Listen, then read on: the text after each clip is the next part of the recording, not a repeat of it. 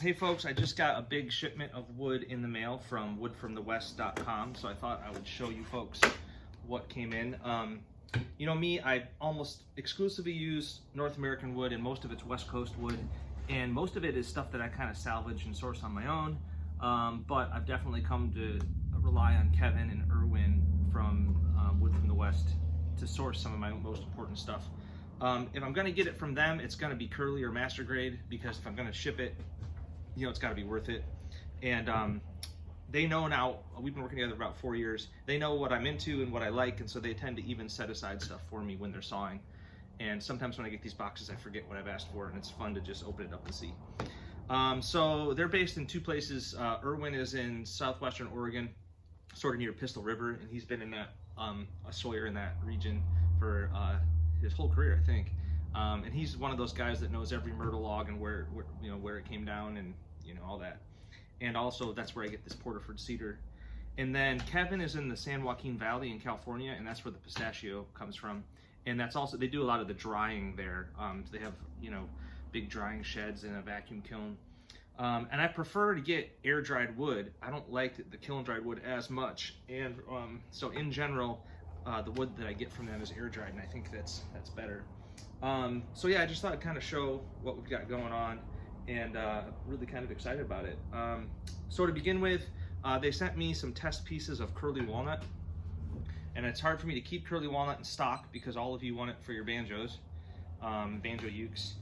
But the stuff that I can get locally is kiln dried, and I'm not sure I like it as much. So I was just kind of complaining about that, and Kevin said, well, we've got this stuff that came down in Southern Oregon, and you might like it. So you can see this is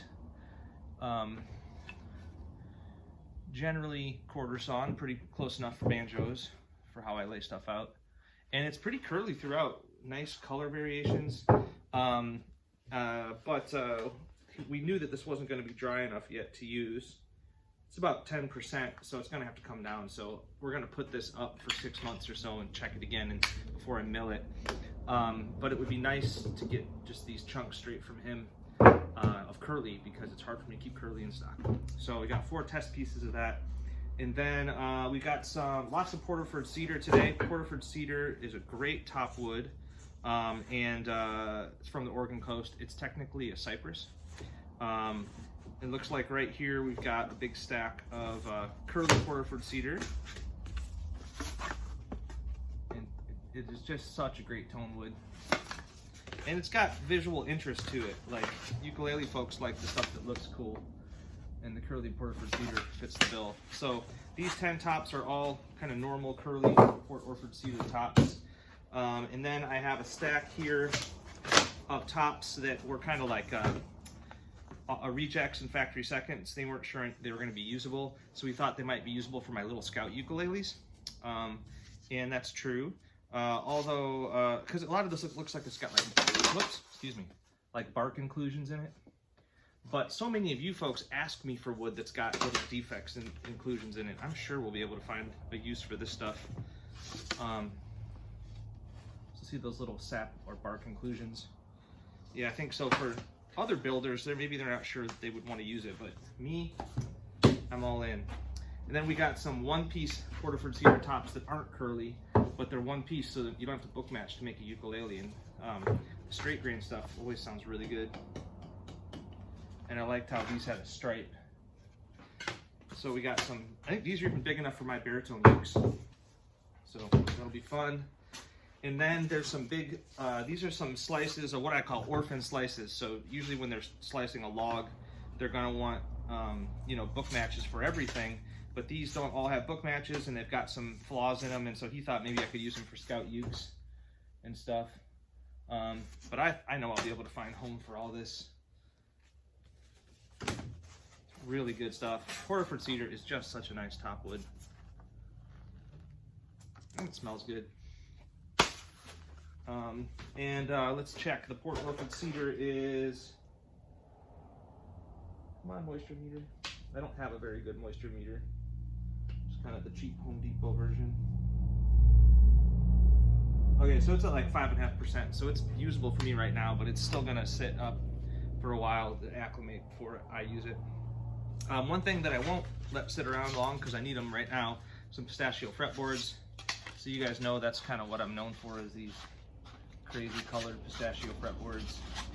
Sapwood, heartwood, tractor blight, all kinds of weirdness. And the pistachio trees, traditionally they're just like burned and chipped. So Kevin saves them and works hard to mill it and dry it. It's kind of hard to get it dry easily, but he's figured it out. And speaking of pistachio, we also got some backs and sides for ukuleles. So really fancy stuff.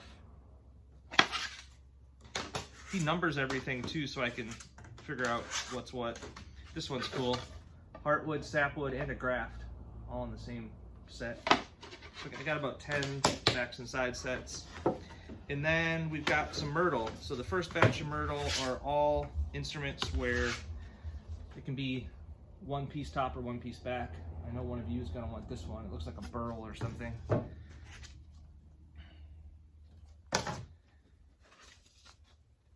So myrtle pretty much just grows widespread in its natural environment is Northern California and Southern Oregon and just a few counties, really. And in California, they call it California bay laurel. In Oregon, it's Oregon myrtle. And it's planted as a decorative shrub other places, but that's where it's natural. So that's gonna be nice. So we love the myrtle. Looks like I got 5 sets of that. And then I ordered some master grade sets as well. So that means it's not only going to be very curly, but it's going to have beautiful color variations in it. So that's always a winner. You guys love. That'll be a good one. So it looks like I got about 10 sets of that. And then we got the sides set aside here for them as well. Matching sides. Yeah. And then they were nice enough to, Kevin's wife used to be a music teacher as well, so she sent us this big stack of old songbooks, Reader's Digest songs book. Pop songs, country songs, children's songs, unforgettable musical memories. So that'll go into our library. We'll use this stuff for sure. So, did I get it all? Yeah, lots of great Porterford cedar, myrtle, and pistachio, some curly walnut. It's gonna be fun to get into this stuff, get it organized, get it dried out, acclimated, and we can get to work with it. So cheers, have a good one.